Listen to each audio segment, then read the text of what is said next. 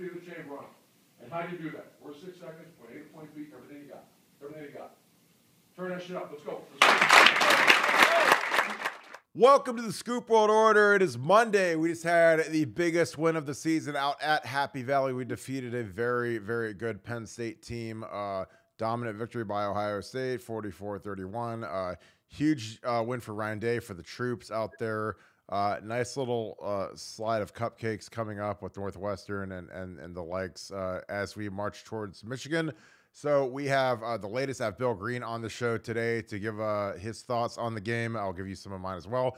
And we will break down one of the wackiest plays of the season, a play that if Ohio State doesn't get this fixed, they're going to see this a lot as we see some of these better teams. So that being said, as always, we're thankful and grateful for you guys. If you enjoy this video, please leave us a like, subscribe, comment down below. Give me somebody other than JT Tuimoloau, who is obviously the unanimous MVP of the game. Give me someone else that might have been an underrated guy, an underheralded guy. I thought Jordan Hancock really showed up a lot, which was great. He was bursting around.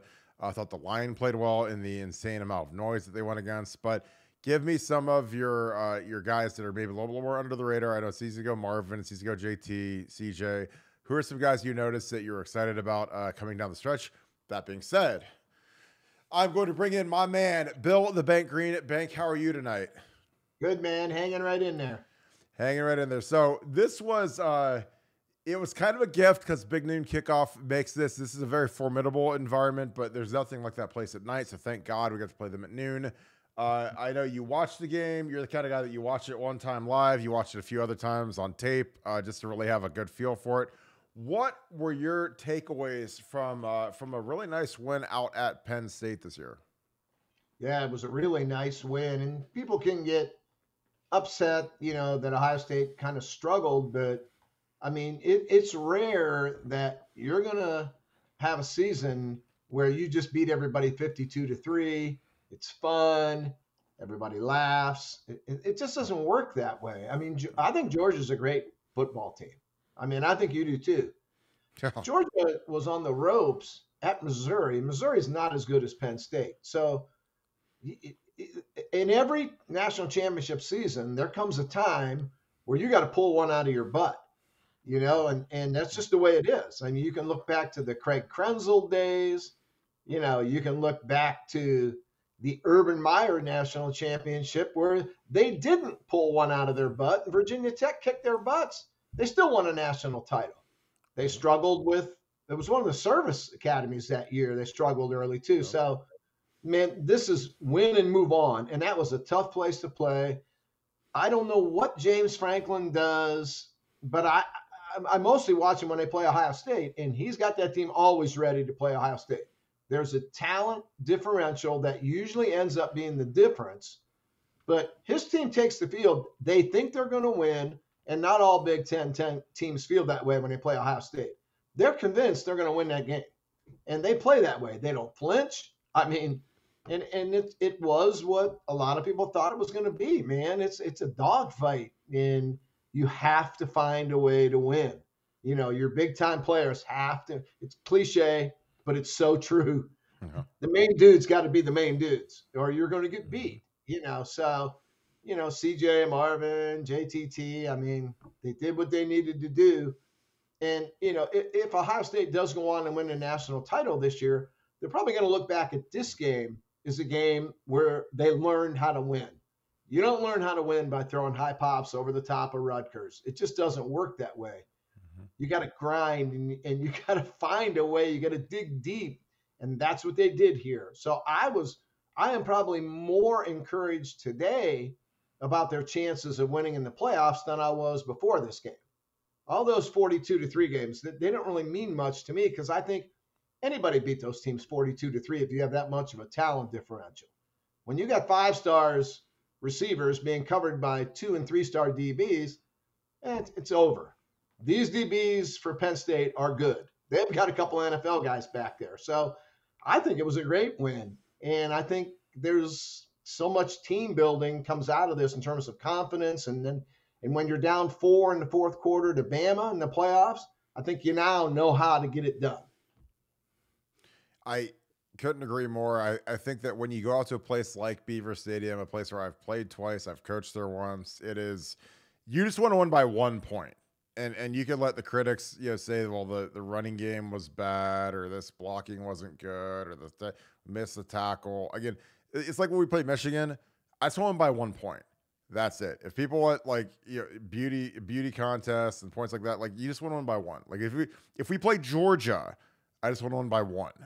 We don't need to dominate them and outgain them by 400 yards. It's just you just want them by one. Like some of these games, like if you're playing Rutgers, Iowa, it's different. You better put it up and do the thing. But like you got to Beaver Stadium again. It was a noon game, so I think that took a little bit of the air out of the balloon as opposed to being a night game. But I love it for our team because they get to get home by like 5 o'clock. They get to get some rest, go out, hang out, Halloween, have a good time. They're not getting home at 3 a.m. like we did when we played those 2 night games out at Beaver Stadium. So, and again, that sounds stupid, but like it's exhausting when you get to the Woody Hayes at 3 a.m. Then you have to pick your suitcase up. You get home at 4. You eat Waffle House, greasy hash browns. I mean, it's nice to get home for a noon game at 5. But no, I love the effort. Again, they were losing in the fourth quarter. They had to find a way to win in a tough environment against good players. Like Joey Porter Jr. could start for Georgia, Alabama. Sometimes when I'm doing these evals, I'm a lot like you. I'm like, well, where else could that guy start? And they had a couple corners that could play anywhere. And a lot of times in the Big Ten, they don't have a single guy that could play at the teams that me. I mean, I'm just like you, Bank. I look at could that Buckeye team on Saturday have competed and beat potentially Georgia, Bama, Clemson, Tennessee? Like that's how I always evaluate the games. Like, was that effort good enough to beat one of those teams in the playoffs? They won't see an environment like this the rest of the way. Thankfully, the road games that we got left aren't anything. And then everything else after that's a neutral field. So they passed that test. They got the win. Got out of there relatively healthy. I think mine's dinged. He's probably gonna miss this week. But what other takeaways did you have? Obviously, JT had a, if you had a prop bet on 3 defensive end interceptions, that's like, the prop bet for 2 safeties in a game or something. We're just like, that would never hit in a million years. It's never happened in the history of college football. Happened on Saturday for the Buckeyes. But give me a little bit about the D line and the performance of JT Tuimoloau. Yeah, the one thing about the D line is people, I think, don't realize that in the past couple of years, the Penn State O-line has just not been able to run the ball in Ohio State. Since Saquon Barkley walked out the door, they've not been able to run the ball. And last year, against everybody, they were terrible running the ball. But now this year, those freshman running backs are averaging 4.5 yards a crack. And that O-line is much more physical than they have been. So that was a challenge, to stop that team. And I thought Mike Yurcich really called a good game for Penn State. I thought he had Ohio State off balance a lot. But Ohio State, they hung in there and did what they needed to do. I'm still concerned about the DBs. I have no concerns with the front 7 at all. None. Mm-hmm. And even taking away JTT, I mean, he had one of the greatest games in the history of defensive college football. Like, seriously, who has a better game than that? So if we just say that and then move on, I thought Zach Harrison was really good again. That's 2 weeks in a row now for Zach, where, he is playing as well as I've seen him play. I'm big on Tyleik Williams. I don't know why they didn't play him against Michigan last year. If it was discipline, then I get it, and they didn't announce it. But if they just thought that Vincent and Cage and that crew were better than Tyleik Williams stopping the run, they're mistaken. That guy's a load, man. I love Tyleik, and, so I thought he had a big game. I didn't think Tommy Eichenberg had his best game, even though the stats look great. Tackle numbers are huge, but I thought he had a few misses there that are very uncharacteristic for him this year. But front 7, I have no concerns with at all. I think it's a championship unit. A lot of depth along the front line too, but that backfield, man, I don't know. I have some concerns back there with coverage ability. Yeah, and it's been a weird backfield. Preseason, Jim Knowles literally said at a press conference that Josh Proctor could be an All-American at safety. Josh Proctor doesn't play safety at all anymore. He got beat out by Lathan Ransom. He is persona non grata. He got pulled. Like I said, I knew something was up because again, I've been a player and more importantly than being a player is I've been a coach. I've sat in the staff room. I kind of know the morale of the coaches. I know how coaches feel about certain players. When Josh Proctor got the hook after one drive against Notre Dame, never to be seen again for the rest of the game, I was like, something, and I don't know what it is. I'm not going to speculate, but he did something to irk Jim Knowles where he could give him a hook that fast. I give you hook him, put Lathan for a series, then you go right back to Josh, but he was, he's kind of been on thin ice ever since that game. He barely played against Notre Dame. He's posted a lot of cryptic stuff on Instagram, talking about how, the faith and lead me to it and stuff where it's like, it's not good. And that was something with Tyleek, and I love Tyleek. I love Tyleek's game. He made that huge fourth down stop. But, I think, outside of his conditioning, his maturity is an issue because he likes to post stuff where like, oh, free Tyleek, and I'm like, dude, I've been a coach. I know how that plays with coaches when you say, oh, I should be playing, and you put that out to social media. There's no quicker way to piss off a coach than when you do something like that. So if you want to let me do it for you, you don't have to do it. That's what I'm saying. Like, don't cut your knees off at, despite, your ability to be a great player. Cause I think Tyleek he's potentially as impactful of a defensive tackle as we've had. He's a load. He's, guys that are that big, a guy that's 340 and that twitched. Cause again, not every 340-pound guy is created equal. Like there's only a handful on earth that have that kind of twitch like he has. And we need him down the stretch because that's like that Georgia twitch. That's that Bama, LSU twitch. And that's something that, frankly, we just don't have a lot of those guys up here in the North. So you got to go find guys that can do that kind of stuff. And I loved seeing him get that fourth down stop. He had a nice sack, a lot of momentum. So we need him because the team that we really need him against, Bill, is the Michigan Wolverines. Banky, I'm sure you watched him against State. Last year in the Michigan game, he was on the field for 2 plays. Now, he couldn't have been suspended or he wouldn't have made the trip. He was there. He was dressed. They just thought all those other guys were better at stopping the run. And, Kerry Combs and Matt Barnes and that crew, they were mistaken. Tyleek Williams should have got more than 2 plays that day. But, and then there are things that go on that you and I don't know. Mm-hmm. So I don't know. I mean, I just know that kid has flashed from the first time they put him in last year, and he still does. I mean, maybe it's conditioning that they're spotting him in. I don't know what it is. I know that dude can play. So I like Tyleek with Michael Hall next to him and JTT and Sawyer. I know they're young. I love those 4.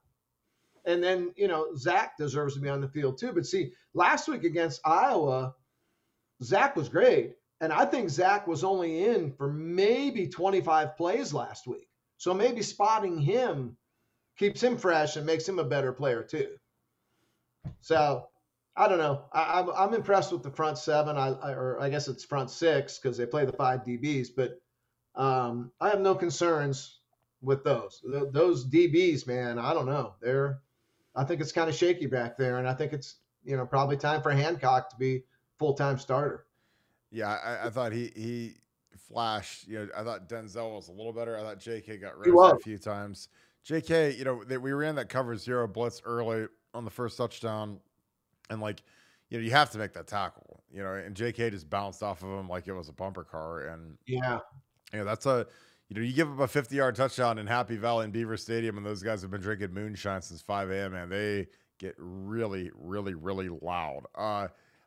I am going to switch us into our film room. This is something that me and you, it's sad, but me and you talked for about 40 minutes on the phone talking about one play. Like we were I don't think we solved anything. No, I don't think we did either. We were like Lombardi on the chalkboard saying that we need to get a seal here. So this was a huge play, 6 seconds in the half. Bank, kind of talk a little bit about what led up to this, what was going on. Yeah. There's some things I don't know, okay? And your screen here is not large enough to show that when CJ Stroud, he's at the line with, 20 seconds to go on the play clock. If you look down at the bottom, you can't really see on the insert there. It shows Ohio State with 1 timeout, okay? And I put that on our message board. I put both views. So now I don't know, is the stadium synced with the TV feed? I don't know. Ryan Day is trying to call timeout right now. So obviously he thinks he has one timeout. They're not granting it because Ohio State does not have a timeout. But I have to think that that scoreboard is probably showing one timeout too, because all up to the time about 2 seconds before the ball is snapped, all of a sudden that one timeout on the Ohio State side, it just vanishes, man. It goes away. So there's confusion there on whether they have a timeout or not. I don't think Ryan Day liked well, obviously he didn't like what he saw here. He's trying to call timeout. The play is the slant to Igbukah, who's in the middle there. When you and I both think the obvious play here is just hit Marvin at the top. He's one-on-one. Just raise up and hit him on a slant. It's over. There's no way the guys behind the back judge can get there. And he's shading down. You can see he's shading in. Okay, that guy. He's shading in. He actually drops to Igbukah when we think he's on Stover. I mean, it was great defense for Manny Diaz. You have to hand it to him. But in this, to me, I think Ryan Day knew they have a play call for the slant on the bottom, and he's trying to get timeout because he wants to go up top to Marvin. I think he realizes, they're in a bad play. So when you run it, why does CJ catch the snap and double clutch it before he throws? Run it through so you can see him double clutch. This ends the play. Yeah. And boom. He's gonna throw it, then he pulls it down. Oh, you can't pull it, you can't do it there.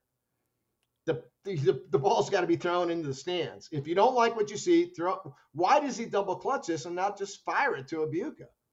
Did the top guy coming over kind of mess him up? No, that's exactly what it is. Like he sees him triggering in the middle of the field. He realizes that he's got Stover. Yeah, well, yeah, because his initial read, he thinks he's got Stover. Yeah, this is cover zero, full cover zero. One of these guys has got the back. The rest of the guys are all rushing.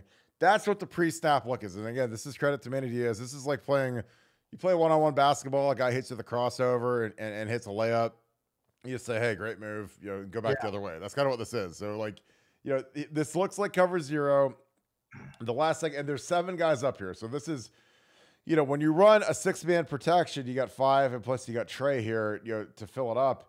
They've got 7 guys up here. We have 6 blockers. So one of the edge guys is going to be free. And how it turns out, this guy is the guy that's hot. Now, something that is strange to me is that CJ doesn't seem to realize that that's the hot guy. So, I think CJ is thinking, Emeka's going to break the Stroud off here, but he sees that, as he catches the ball, he realizes that this guy is not man on Cade. He's bracketing, our second best receiver, so.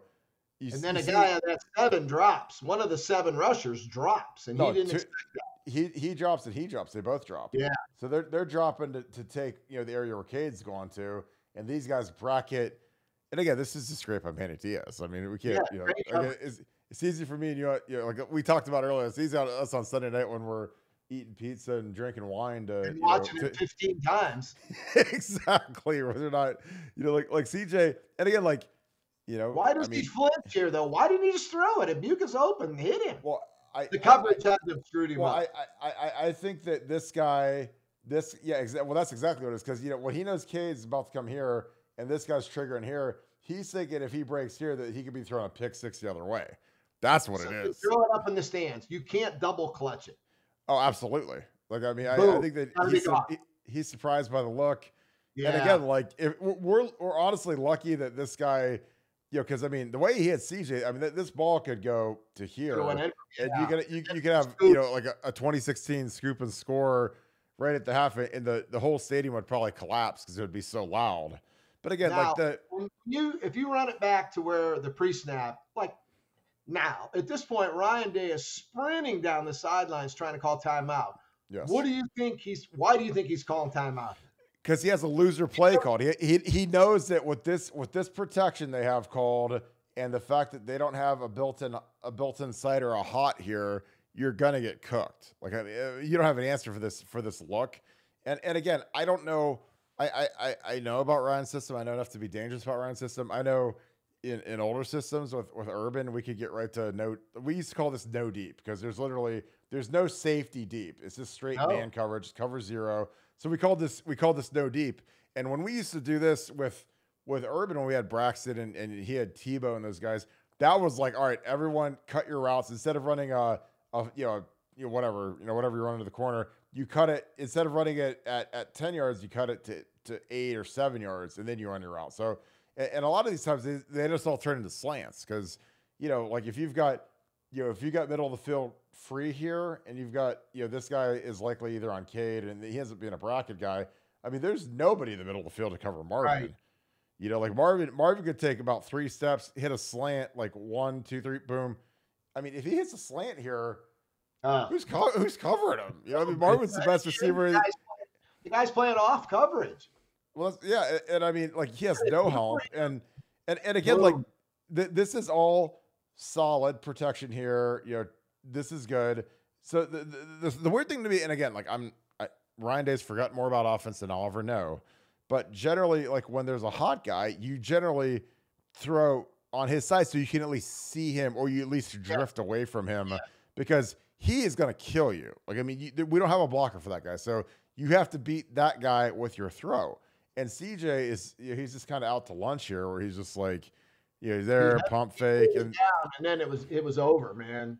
Yeah. And again, we're very fortunate. We're very fortunate that, like, Luke gets there. But I mean, if that ball squirts this way and this guy's there, I mean, no one's catching him. All our fast guys are off the screen over here. Yes. So, you've got Paris, Johnson, and Dewan chasing number 3, who probably runs a 4.5. So that could have been a touchdown. And again, that's a catastrophe, but that's just part of the gig. And again, this is Phil Parker unearthed this. He's the guy that decided, hey, we're going to go blitz 0, cover 1. We're going to man up on these guys. Because again, like if you look here, there's 7 guys across. So you got 1, 2, 3. This guy you can't see. 4, 5, 6. There's 7 guys. So I mean, you can't see it just because Dewan takes up half the screen because he's so big. He's manned up. So the protection is exactly how you would draw this up. You say, hey, it's almost a catch and throw here. Watch CJ. Oh, absolutely. Catch and throw. And he hesitates, and then he pulls it down, and then he just, throw it up in the crowd. If you don't like the. Yeah, I mean, this guy drops, and this is the free guy. So I mean, everyone except for PJ, the 2 tackles end up being free because they show 7, they drop 2 out. Yeah, but again, Dewan is 6'8", 390 pounds, whatever it is. He can't turn block this guy, especially if that's Georgia and that's Nolan Smith or it's Will Anderson, a really good player. He can't honor this guy and block it, but then turn out on a guy that's running a 4.5 off the edge. No. And again, like I said, the weirdest thing about this is it just seems like CJ has no idea that he's about to get hit. That's the weird thing. Watch his shoulder. Now, it's you can't pull it down and start looking around. You're not going to 2 or 3 reads here. No. It has to be thrown, whether it's going to Ibuka or it's going to the cheerleader up there. It has to be thrown on the first count. Yeah. You can't pull it down. And you can't. Also, go back a little bit. You can see CJ and Marvin are kind of right here. Like there's some communication there, and I can't believe it wasn't. Dude, run the slant. Forget this. They're talking and they're talking and it's like, dude, run the slant.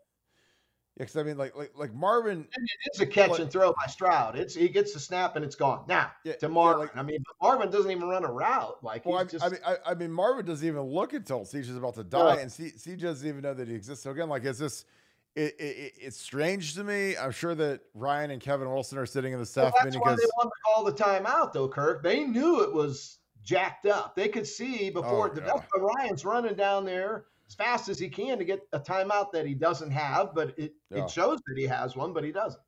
Yeah. I'm telling you. I mean, again, I think at the end of this whole thing, there's a lot to work on for Ohio State here, but there's also the time where you say, hey, Manny Diaz, you got me. You did, yeah. We'll get you next time, but on this one, you got us. Yeah, and again, like Manny Diaz, it's like what they say that those guys go on scholarship too.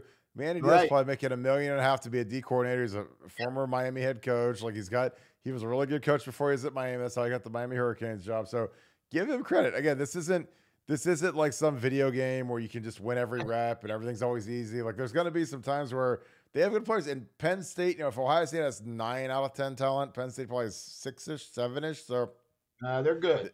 they're good, and they've got speed and they've got good corners. Well And coached. Those DBs are good. oh yeah, those DBs. I mean, I would have taken them on the bus home to Columbus. I mean, my God. So, Yeah, Joey Porter starts anywhere. yeah, exactly. Anywhere. Well, Well, that was fun. cool, I very know cool. that was a Diet Coke version of what me and Bank did while I was sitting there ordering lunch for my family. I was ordering some dinner. I was like, hey, I got some carrot. You got some medics? I read his column and I was like, I don't, I think they brought 5 and 7 and we were diagramming it. I was like, man, I can't wait to do it. I was like, we got to do a podcast. I wish I would have plugged it in there. A lot there to unpack on one play where we have watched it now 35 times. Ryan Day never got to watch it, but he knew it was messed up, And then you think you have a timeout, but you don't have a timeout. And, there's a lot of recipe. In that recipe, there's disaster in about every turn there. And you got it. You got it. Yeah, and when you're in the middle of the chaos, like again, it's easy. We're sitting in our offices right now doing a podcast. We're like, when you're in Beaver Stadium and it's loud and the press box is shaking, and you've got Kevin Wilson and the GAs upstairs, and I mean, it's wild. I've been in that situation. It's like, when they're saying, "Hey, do I have a timeout?" It's well, Fox says you don't have a timeout, and Beaver Stadium says you do, and you're like, you don't want Ryan Day to be Chris Webber, then you got a 10-second runoff because then he'd be on Pardon the Interruption and every other show in the world. So, this was fun, man. Well, I appreciate you, Bank. Great column today. Any final thoughts on this Penn State win? No, I mean it's a win, man. That's the best final thought is you get the win.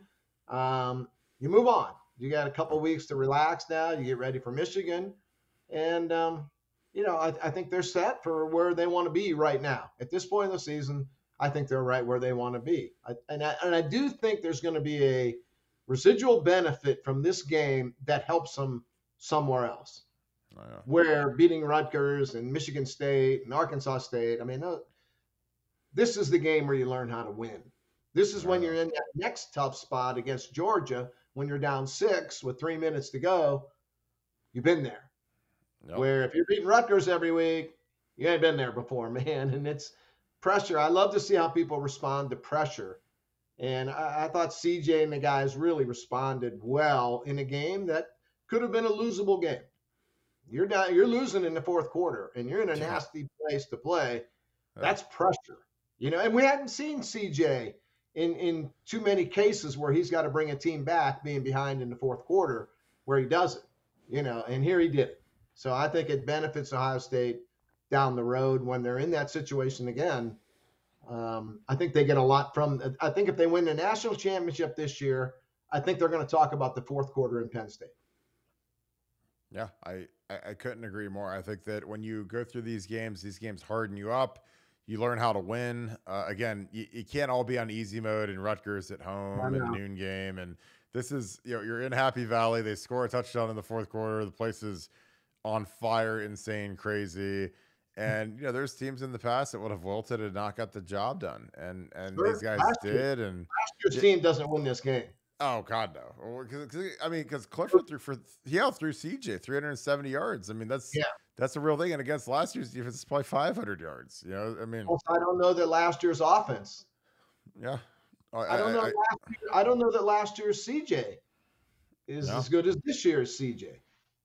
Yeah. And with Marvin and Mecca, and I agree. I mean, this is this is a tough place to play, man. I've played there twice. I lost there once. We won there once, and the thing about this year's team is none of these guys had ever been there before, which is right. They went there in 20 when it was COVID, and they had cardboard cutouts, which is a lot different than having the local Yokos there have been drinking since noon. But I mean, it was like in 17 before the Iowa game. I said something that worried me about Iowa is that none of those guys had ever been to Kinnick before. And again, I am not like some guy where it's like, oh, well, just because you're there. But like, there's certain places that are really hard to play. And I mean, Kinnick is rough, especially when they're decent.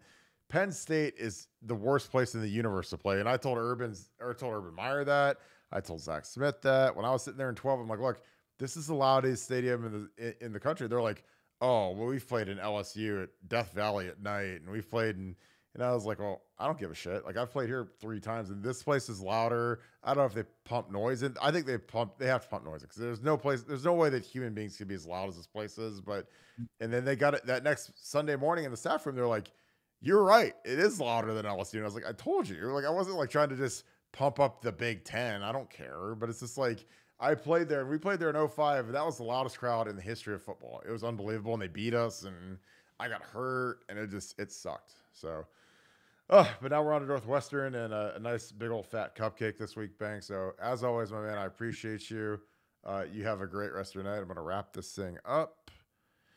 Appreciate you guys, as always. What a great show. The Bank is the best.